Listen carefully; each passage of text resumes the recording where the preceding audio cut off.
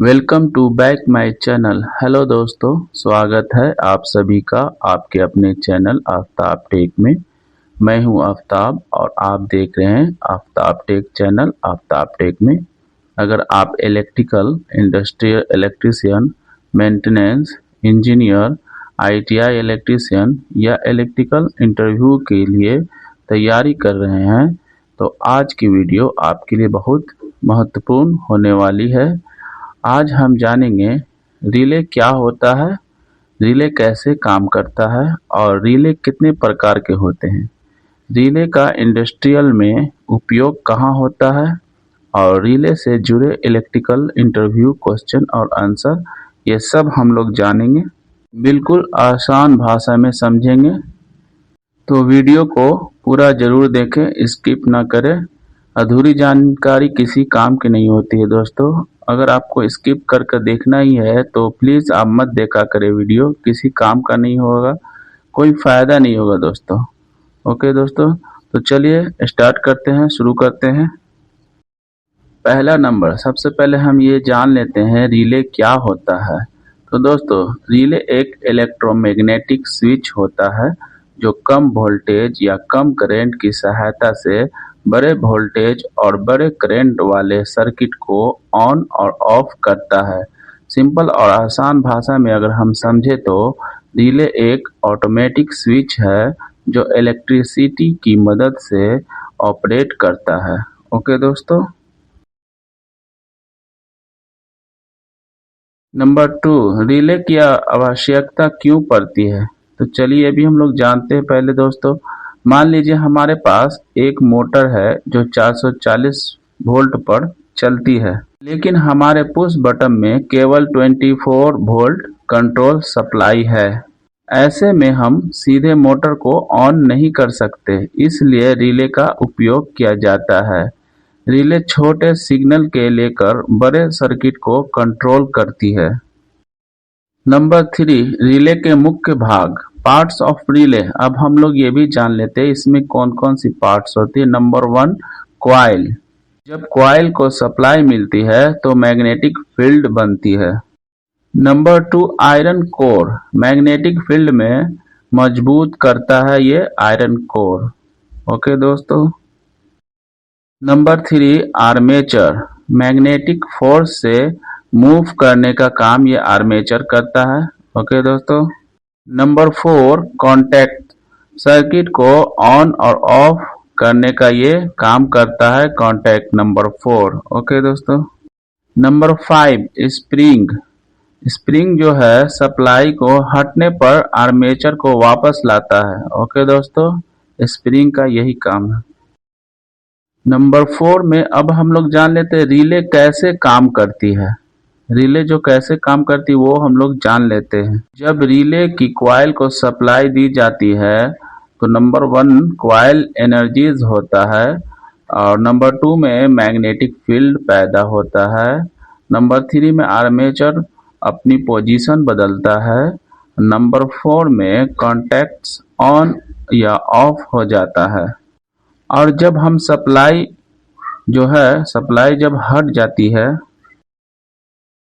जब सप्लाई हट जाती है तो नंबर 1 मैग्नेटिक फील्ड समाप्त हो जाता है और दूसरा नंबर में स्प्रिंग आर्मेचर को वापस खींच लेती है और तीसरा नंबर में कॉन्टैक्ट अपनी पुरानी स्थिति में आ जाती है। नंबर 5 में हम लोग समझते हैं रिले कॉन्टैक्ट क्या होती है। नंबर 1 में NO कॉन्टैक्ट यानी नॉर्मली ओपन इसको बोलते हैं हम लोग। नॉर्मल कंडीशन में ओपन रहता है, कॉइल एनर्जीज होने पर क्लोज हो जाता है। नंबर 2 में NC कॉन्टैक्ट। NC कॉन्टैक्ट को हम लोग बोलते हैं दोस्तों नॉर्मली क्लोज। नॉर्मल कंडीशन में ये क्लोज रहता है, कॉइल एनर्जीज होने पर ये ओपन हो जाता है। नंबर 3 में चेंज ओवर कॉन्टैक्ट, जिसको हम लोग COM बोलते हैं। एक कॉमन कॉन्टैक्ट होता है जो NO और NC के बीच स्विच का काम करता है। नंबर 6 में अब हम लोग जान लेते हैं दोस्तों रिले के प्रकार के बारे में, टाइप्स ऑफ रिले।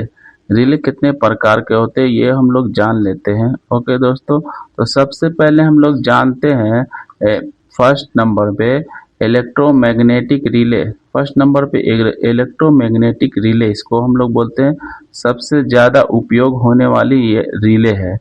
ये कहाँ कहाँ उपयोग होता है हम लोग जान लेते हैं। सबसे फर्स्ट में मोटर कंट्रोल में होता है, और दूसरा नंबर में कंट्रोल पैनल में होता है, और तीसरा नंबर में इंडस्ट्रियल ऑटोमेशन में होता है। इन सभी जगहों पे ये इलेक्ट्रोमैग्नेटिक रिले उपयोग किया जाता है। ओके दोस्तों, दूसरा हमारा हो गया थर्मल ओवरलोड रिले। ये इस्तेमाल कहाँ पे होता है? मोटर को ओवरलोड से बचाने के लिए ये इस्तेमाल होता है, मोटर को ओवरलोड बचाने के लिए।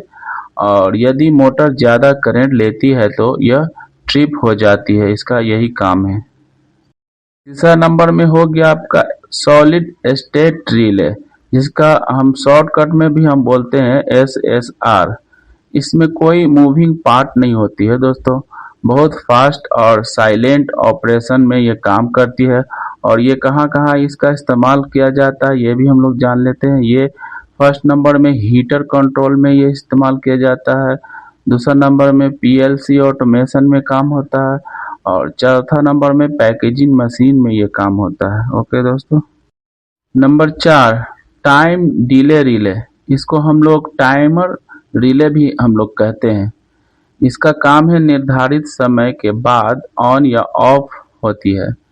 ये कहाँ कहाँ पे इस्तेमाल किया जाता है ये हम लोग जान लेते हैं। ये ज़्यादातर स्टार डेल्टा स्टार्टर में इस्तेमाल किया जाता है, सीक्वेंशियल कंट्रोलर में इस्तेमाल किया जाता है। इन सभी जगहों पे ये इस्तेमाल किया जाता है। ओके दोस्तों, number 5 red relay, magnetic field से ऑपरेट होती है ये रेड रिले। इसका इस्तेमाल हम लोग कहाँ पे करते हैं? इलेक्ट्रॉनिक सर्किट में और इंस्ट्रूमेशन में ये इस्तेमाल होता है। ओके दोस्तों, नंबर 6 प्रोटेक्टिव रिले, ये इस्तेमाल होता है इलेक्ट्रिकल सिस्टम को फॉल्ट से बचाती है। ओके दोस्तों, इसका काम है इलेक्ट्रिकल सिस्टम को फॉल्ट को बचाने का। और इसका इस्तेमाल कहाँ कहाँ पे लिया जाता है? ये ट्रांसफार्मर प्रोटेक्शन में ये काम आता है, और जनरेटर प्रोटेक्शन में, और फीडर प्रोटेक्शन में। इन सभी जगहों पे ये प्रोटेक्टिव रिले काम में लाया जाता है। ओवर करेंट रिले, इसका शॉर्टकट में OCR भी बोलते हैं, ओवर करेंट रिले को। ये अधिक करेंट आने पर ट्रिप करती है, इसका यही काम है।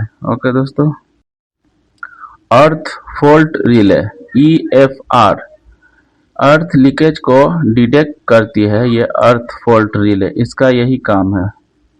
वोल्टेज रिले, हाई या लो वोल्टेज को स्थिति में प्रोटेक्शन देती है, इसका यही काम है। नंबर 10 डिफरेंशियल रिले, ट्रांसफार्मर और जनरेटर प्रोटेक्शन में उपयोग होती है, बस और कोई इसका काम नहीं है। नंबर 7 रिले की एप्लीकेशन, ये कहाँ कहाँ पे हम लोग इस्तेमाल करते हैं रिले? मोटर कंट्रोल पैनल में, PLC पैनल में, सब स्टेशन में, जनरेटर प्रोटेक्शन में, ट्रांसफार्मर प्रोटेक्शन में, ऑटोमेशन कंट्रोल सिस्टम में, होम ऑटोमेशन में, इंडस्ट्रियल ऑटोमेशन में। इन सभी जगहों पे रिले इस्तेमाल में लाया जाता है, रिले का हम लोग इस्तेमाल करते हैं। ओके दोस्तों, नंबर 8 रिले के फायदे, रिले के फायदे क्या है ये भी हम लोग थोड़ा जान लेते हैं दोस्तों।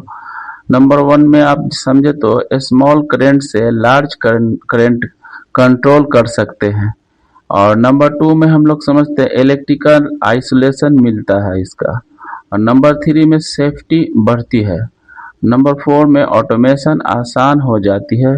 और नंबर 5 में मेंटेनेंस कम होती है। इन सभी से हम लोग को रिले से ये सब फायदे होते हैं दोस्तों। ओके, प्रैक्टिकल इंटरव्यू में पूछे जाने वाले क्वेश्चन ये हम लोग जानते हैं आंसर के साथ, क्वेश्चन एंड आंसर के साथ जानते हैं। पहला क्वेश्चन आपका हो गया रिले क्या होता है? तो आंसर इसका है रिले एक इलेक्ट्रोमैग्नेटिक स्विच है जो छोटे करंट से बड़े सर्किट को कंट्रोल करती है। ये इसका आंसर हो गया। ओके दोस्तों, दूसरा क्वेश्चन हमारा हो गया दोस्तों, NO कांटेक्ट क्या है? तो इसका आंसर हो गया हमारा नॉर्मल कंडीशन में ये ओपन रहता है। तीसरा क्वेश्चन हमारा हो गया NC कांटेक्ट क्या है? तो इसका आंसर हो गया नॉर्मल कंडीशन में ये क्लोज रहता है।